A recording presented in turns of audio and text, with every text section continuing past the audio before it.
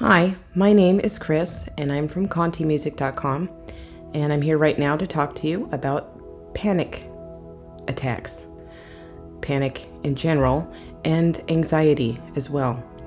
Many people are having issues with this, and it doesn't seem like the problem is getting any less. It seems like the number of people having issues are just keeps getting higher and higher.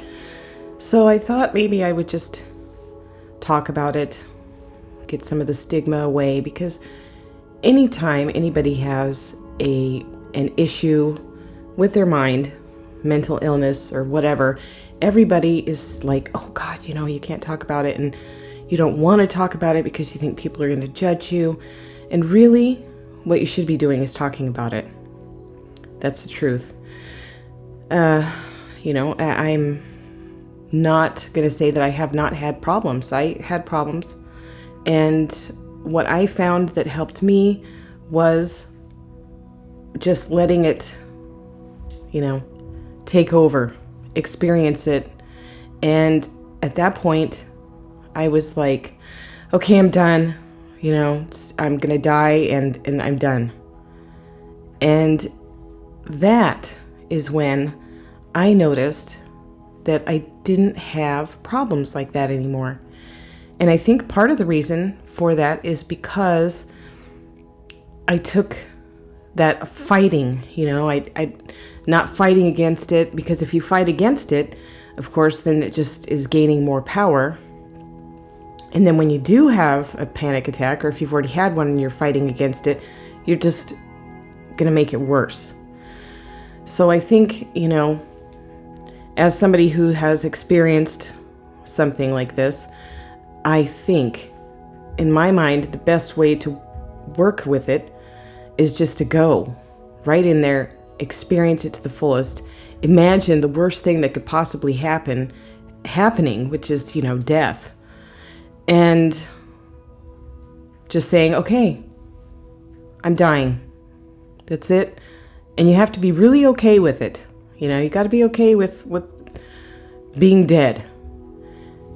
Once you get to that point and you're really okay with it, it's either going to just like flip a switch, which it kind of did with me. Flip a switch and you don't have that anymore. Or it's going to bring things down generally, in little levels. Maybe this panic attack wasn't so bad, then you'll notice that if you do have another one, that will be, even lesser of a level of panic. Maybe it goes down into just general anxiety. Something that people don't understand: an anxiety attack and a panic attack, two totally different things. Anxiety is, you're just uncomfortable and, just not feeling good with what things are happening around you. And an anxiety attack is a little bit higher than that. Panic, you just double pretty much everything that you've got going on down here, and there's your panic. And it all comes from fear. All of these little problems, it goes in a big circle. First, you start out with stress, and that's where the majority, I should say, of problems come from, is stress. Stress goes into worries. Worries come from fear, but they kind of go together, worry and fear. And then pretty much then you have the anxiety from those things going on, because when you worry, you're thinking about like the future, which of course nobody can control. You can't control what happens in the past. You cannot control what happens in the future. But we worry about these things and we think about the past often, which brings a disturbance into this time, into the present. So you have the stress. Everybody has stress. It's kind of a norm that we have right now. And then you have fears and worries, and then you have anxiety. And it doesn't take much to jump from this anxiety and push you directly into the panic. And then, it could be like a vicious circle. You don't want that to happen. I'm not going to say that, you can't fix it if you wind up having a panic disorder, which is somebody who has panic attacks often, and then they constantly worry about, oh God, it could happen any moment now. Something could happen and trigger it, and then I'm right back in there. You have to break the cycle. If that's where you're at in this vicious circle of disorder, there has to be a stop in there. And I really think that, like I said, the biggest thing that could help you is just full-on experience.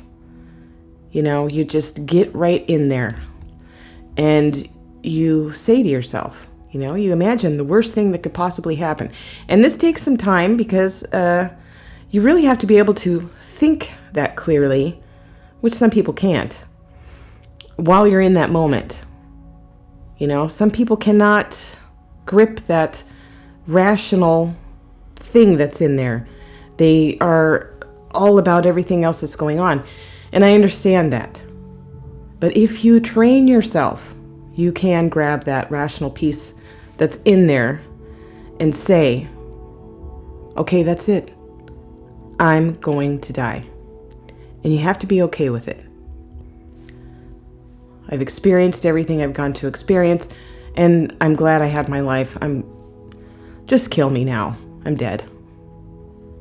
So if you can get to that part, again, very important. Be okay with it. And that will actually break this cycle. And like I said, it might happen instantaneously, like it did for me, or it could take a little while. And it might take you some time to be actually able to keep a hold of that little rational piece that's there, okay? But in any event, you're not alone. And people should know what you're going through. Don't isolate yourself thinking, oh, they're judging me. What are they saying about me? Number one, it doesn't matter what anybody else has to say. What matters is what you are. You're a good person, okay? You have issues. Everybody does. Everybody has something. So, again, don't worry about the future. There's nothing that you can do about it. What happens, happens. And don't dwell on the past. What happened, happened. You can't change it. Just like you can't change anything here. You can work from each little moment that you're in. You can work from each little moment that you're in. This present. And that's what matters. What you're doing right in this moment. If you do the best you can with what you've got, and you make good moments one after another, the future will take care of itself. Whatever is predestined is predestined. And as long as you're doing good things here, getting there will happen on its own. And like I said, you can't deal with anything that's over here in the past because really, it's not going to help you to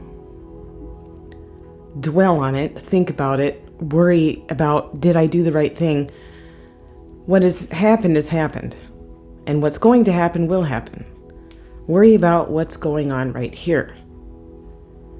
It's the best thing that you can do.